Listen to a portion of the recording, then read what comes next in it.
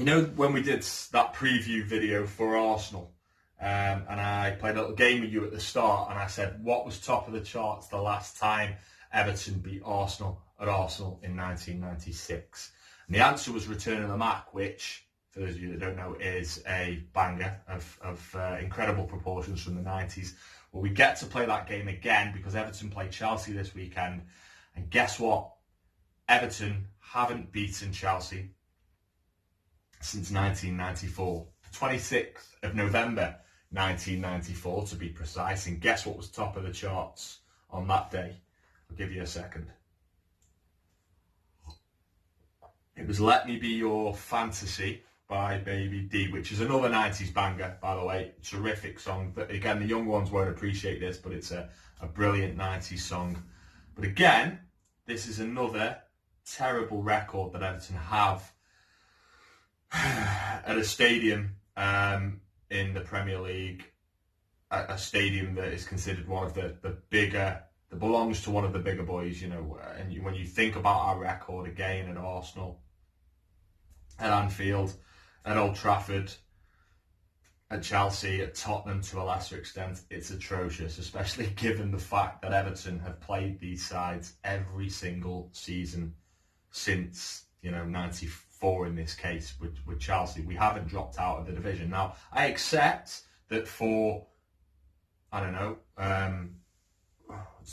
maybe about 5 or 6 seasons in total in Chelsea's case, Chelsea in that time frame have been arguably the best side in the country, and therefore it's no shame sometimes to lose to Chelsea. The same way as that Arsenal, in the time frame that it's been since we last won there, of being one of the best sides in the league on a couple of occasions. And again, you can't expect always to win these games at those stadiums. However, the fact that Everton haven't dropped out of the league, and the fact that Chelsea, at times have also been very beatable, as have Arsenal, as have Manchester United, as have Liverpool, more frustratingly than anything else.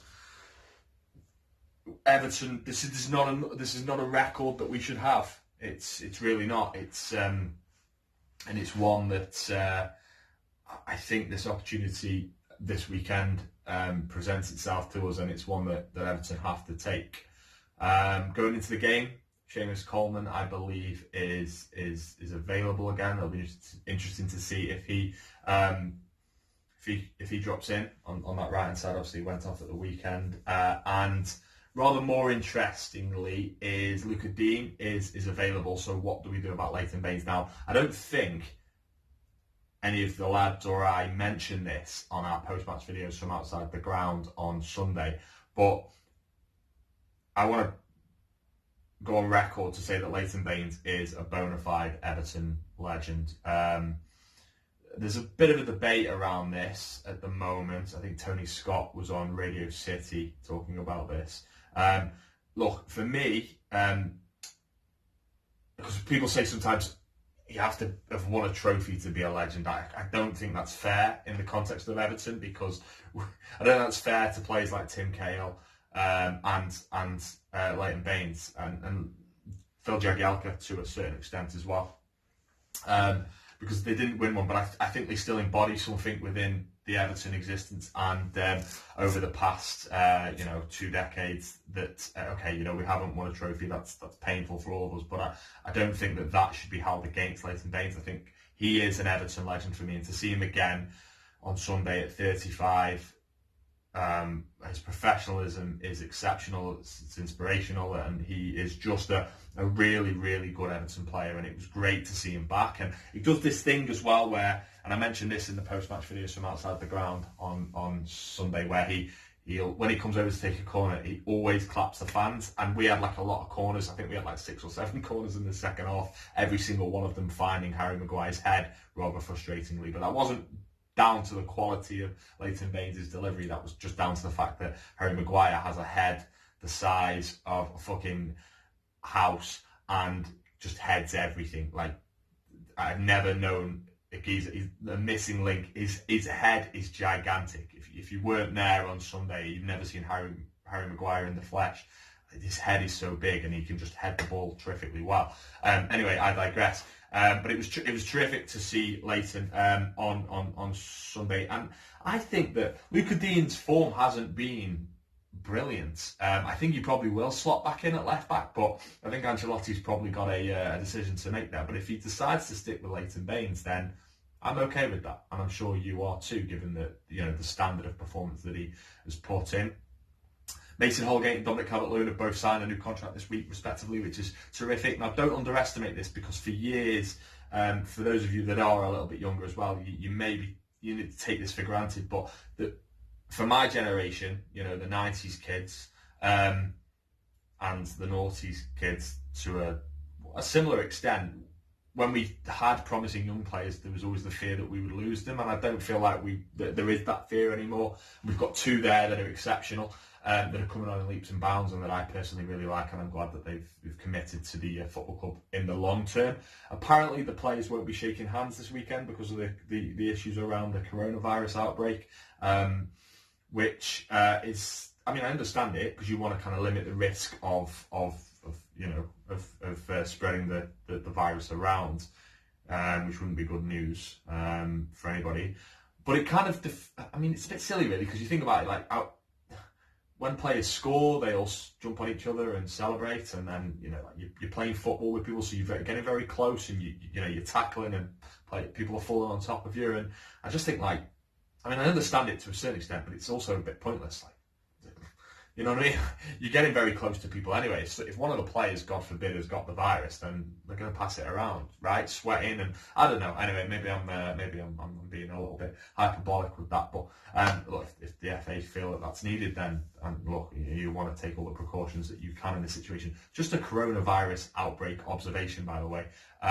Not getting too deep, because I know we're all probably a little bit concerned at the moment, and this is a football video, but I did notice something terrific on Sunday at the match in the Gladys Street. Was lots of big fellas that normally don't take that much care of their hygiene queuing to wash their hands and use the hand sanitizer that Everton kindly provide at the match at half time, which was terrific to see. So if there's one good thing to take from this whole current situation, it's that people might wash their hands a little bit more frequently at the football, which isn't a bad thing.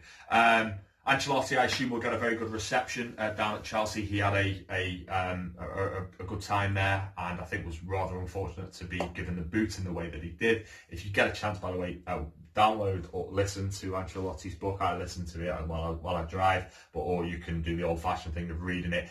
The chapter on Chelsea is quite interesting, the relationship he had with those players there, and it says a lot about his man management. And if you listen to Frank Lampard's comments from his pre-match press conference, he speaks very highly of Ancelotti, and I think that reflects well on him and should give us a little bit more confidence as well. Not that we need it with regards to Ancelotti, but on just the kind of manager that he is. And I think there's probably a bit where Frank Lampard maybe takes some of Ancelotti's approaches to the game, and that's a real compliment to Carlo Ancelotti as well. The boys, by the way, the Falkland Blues boys are doing a sleep out at Goodison tonight. God bless them, because it's freezing out there. So head over to their Twitter page if you want to donate. I believe it's for Everton in the community, I think. Don't quote me on that though. Go and check it out. I know you can donate. Chuck them some money if you can. My prediction for Sunday, I think it's a 2:00 kickoff, is that we will come away with a win. I've got a good feeling about this one. And then on Monday, I fly to the Dominican Republic. So I'm out there for the derby. I'm not going to the match. Don't worry, I've not given my ticket to a red. A blue is getting my ticket and going with my old man. So I might do a video out from the Dominican when I'm half cut with a gin and tonic on the beach after the derby. Hopefully Everton have won that game. Fingers crossed, because we deserve one after the season we've had to endure with the trees that they've pulled up this season in the league. So anyway, thank you as always for watching GrandOldTeam. I'm Adam Partington. Remember to head over to the forum if you can, onto the website www.grandoldteam.com, and I'll see you again next time on GrandOldTeam. Thanks a lot.